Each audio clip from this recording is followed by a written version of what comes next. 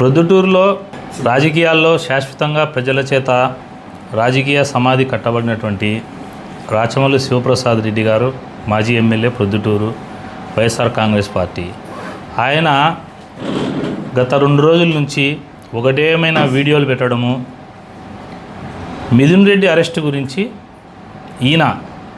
ఇది చాలా అన్యాయము, ఇది చాలా తప్పుడు కేసు, పోలీసులు దుర్మార్గంగా వ్యవహరిస్తున్నారు, ప్రజాస్వామ్యాన్ని కూనీ చేస్తున్నారు, ఏందేందో ఆయన మాట్లాడే నీతి వాక్యాలు చూస్తే సత్యహరిశ్చంద్రుడి వారసుడు వచ్చి నిజాలు చెప్పినట్టు ఆయనంతగా ఆయన ఊహించుకొని అబద్ధాలు చెప్తున్నాడు. నేను రాచమల్లు శివప్రసాద్ రెడ్డి గారిని సూటిగా ఒక క్వశ్చన్ అడుగుతున్నా.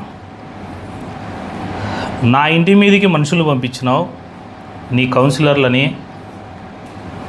రౌడీ షీటర్లని డబ్బులు ఇచ్చి మా ఇళ్ళ మీదకి మనుషుల్ని పంపించి మా ఇంటిపై దాడి చేసినావు. నీ దాడిని మేము ప్రతిఘటించినాం, తిప్పికొట్టినాం. తర్వాత అక్కడ ఒక అడిషనల్ ఎస్పీ, అప్పుడు డిఎస్పీగా ఉన్న అడిషనల్ ఎస్పీ గారు ఆడున్నారు. నువ్వు వేయించుకునే నీ చెంచాలు ఇబ్రహీము, పోలీసులు సిఐలు ఉన్నారు, ఎస్ఐలు ఉన్నారు, అంతమంది కానిస్టేబుల్ ఉన్నారు.